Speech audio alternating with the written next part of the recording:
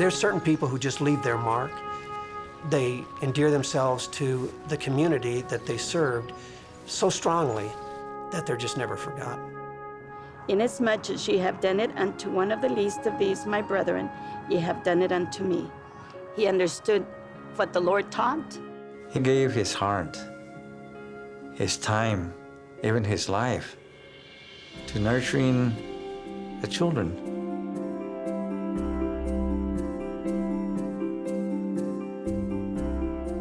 The name of Olivas Aoy doesn't appear in history textbooks. If any photos of him have survived the past 120 years, they lie lost and unlabeled in an archive. This man, who spent his life serving the forgotten and the marginalized, remains unknown by all but a few who will be forever grateful for his work. His life was that of a wanderer, so he was always searching. Born in Spain, Aoy originally trained to be a Franciscan priest. And though he left the Catholic Church as a young man, he took to heart the teachings of St. Francis about the poor. From Spain, Aoy went to Cuba and saw the plight of Mayan captives brought in from Mexico for rebellion and used as forced laborers. Aoy soon moved to Mexico's Yucatan Peninsula, lived among the Mayans in their time of trouble, and saw firsthand the injustices America's native peoples faced. He seems to be looking for places where there are problems, not easy places, but difficult places. During the U.S. Civil War, Aoy sailed north to New Orleans and taught freed slaves and black regiments how to read and write. After the war, he moved out to the still wild American West, publishing a small newspaper to call for progress, equality, and development. His editorials promote progressive ideals, and he becomes, in a sense, a preacher of a sort, a secular preacher. During this period, he becomes acquainted with Mormons. Lawrence Peterson, a Spanish-speaking Mormon who was preaching the gospel in New Mexico, gave Aoy church literature, including copies of La Voz del Desierto, the first Mormon newspaper published in Mexico. Aoy is taken by the message, and especially since he had been in the Yucatan, had an interest in those people, had an interest in the downtrodden, those who had been dispossessed, and this idea of ennobling them. A message that kind of thematically runs through the Book of Mormon. He obviously came to the Latter-day Saints later in his life, midlife really, I would say, and it must have had a long-term impact on him. In a letter Lawrence Peterson forwarded to church president John Taylor, Aoy expressed his commitment to the faith and his desire to serve. I not only wish to be useful to the church, but also to put my labor into the most profitable channels of vigorous action. Do not forget in your prayers your most obedient and humble servant in Jesus Christ, the Christ of progress. Olivas Aoy. And so he elected to become a member of the church, was baptized, then decided to go to Salt Lake. He shows up and meets some other individuals who are busily engaged in the translation process of the Book of Mormon into Spanish. Aoy helped translators Meliton Trejo and James Stewart complete the translation and prepare it for publication. He added some significant points to the translation itself, including simple words like for the plates, the planchas, instead of placas. And all subsequent Spanish speakers in the church today know the gold plates as the planchas de oro. And that word selection came from Aoy. And he had printer's experience, editorial skills.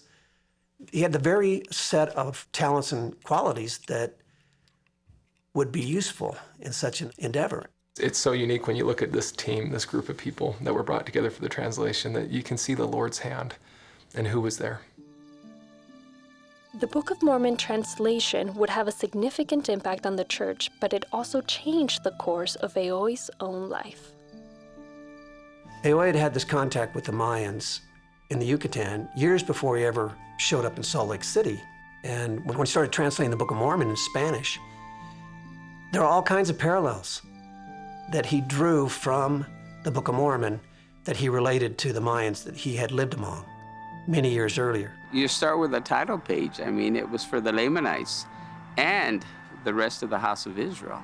So I can see why he evidently understood the Book of Mormon, understood the promises, and he wanted to be instrumental in helping the children of Lehi. Aoy drafted a plan to return to the Yucatan and sent it to President John Taylor. The way in which you can ennoble and raise people and change their circumstances is by educating them. And so he wanted to go down and set up schools among the Mayas. Aoy did receive the blessing of President Taylor to go and commence this endeavor. And I think that that's important because it gave Aoy a sense of confidence and direction and purpose that he was on the Lord's errand. And so that's why he headed out to Mexico, but he never quite got there. While on that journey, he stopped at El Paso to wait for his luggage to catch up. And while there, he saw a need, and that became the culmination of his existence, the culmination of his life. In El Paso, Aoy met Spanish-speaking parents and learned how difficult it was for their children to get education. El Paso is a city right on the border, and you'll always have people coming in from Mexico. It's been this way from the beginning. The only time that the Anglos form a majority of the El Paso population is very briefly during the 1890s. But the attitude at this time is that this is an Anglo city, we build Anglo institutions. So when they designed the school board, it was primarily for the Anglo students or those who spoke English. Aoy recognizes that the Anglo population, sure, their kids can be mainstreamed and they can get an education and so forth, but what about all these other children whose only language is Spanish? They're not going to have an opportunity to get an education because there is no Spanish education in the city at all. Olivas Aoy was faced with a decision. Should he move on toward the Yucatan, or should he stay and help the children of El Paso? This need was obvious to him, and his skill set was perfect.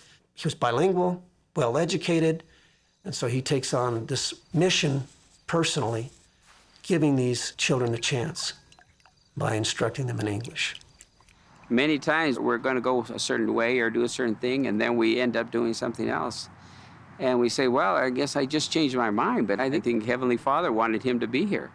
He felt the need, he saw the need, he was probably prompted to stay and to help. And he didn't know what obstacles he was going to have to face, but he moved forward with faith. It's like he's on an eternal quest to find the place where he's needed, where he fits, where his skills can do the most good. And it took him all the way to El Paso to finally be able to say, aha, this is it. And so he had been paid for the services that he had rendered in proofreading, editing, and assisting in the translation of the Book of Mormon into Spanish. And he used the money to get his school up and running. For him, it was God's work. Aoy chose to adapt his plan for schools among the Mayans for use in Hispanic El Paso. He rented a room, bought supplies, and opened a school designed to prepare Spanish-speaking students to enter and succeed in the public schools. Professor Aoy found, as he informed a Times reporter, that many Mexican children enter the public school knowing little or nothing of English. Many stay away from school altogether because of the difficulty. Those who do go must struggle along for months, neither understanding their teachers nor understood by them. He was prepared, he was educated, and he had a willing heart. And so he just rolled up his sleeves and started serving and working and loving the children of God. Professor Aoy saw that there was a chance for him to help along the work of welding the two classes of our population. He found a touching eagerness among the poor Mexicans for a school, but no money to provide for it. He saw that he must expect no remuneration other than the gratitude of parents and children and the satisfaction of helping in a good work. He would spend whatever he could on children to educate them.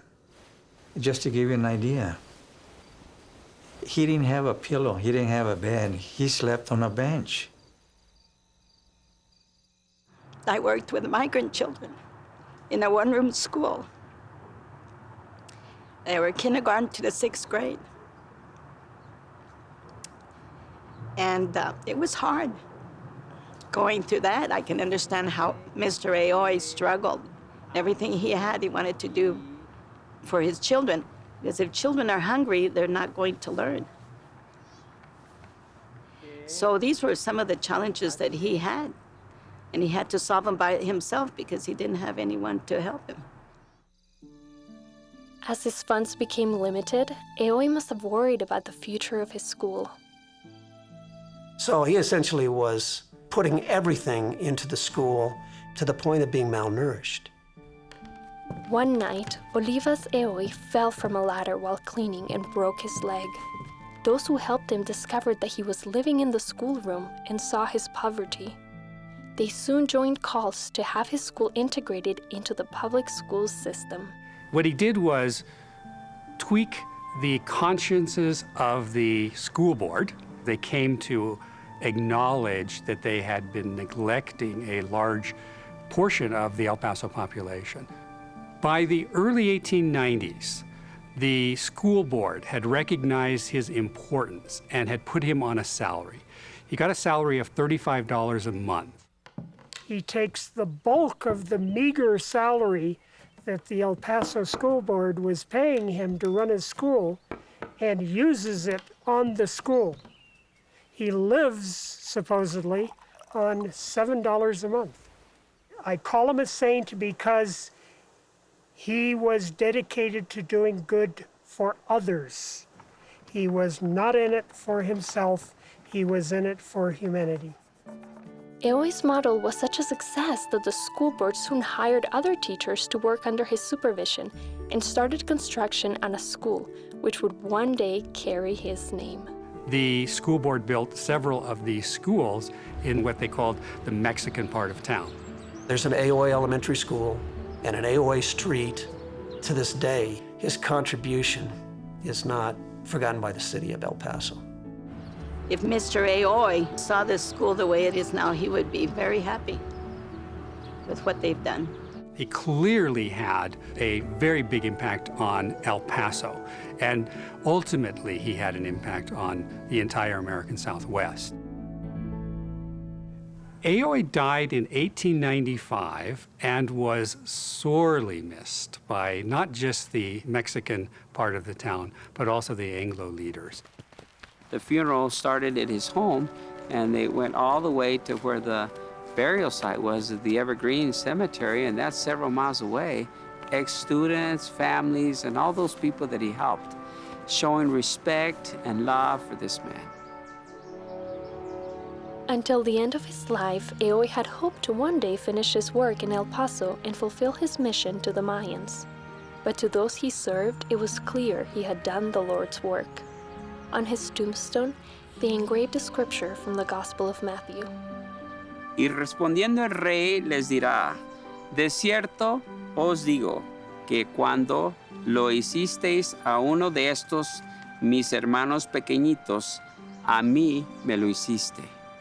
The least of these were the invisible, the ones who don't have a chance unless somebody actually sacrifices to help. And that's what he did, and I think that was a perfect description of his life. I can only say thank you, Aoy. I think what we can learn from Aoy's example is that we need to forget who we are, forget the color of our skin, forget how much we know. You give up your time, your talents, everything that the Lord has blessed you with to share with these children. And you hope that someday they will know that the Lord loves them. If we do everything we can for these children, we have done it unto the Lord.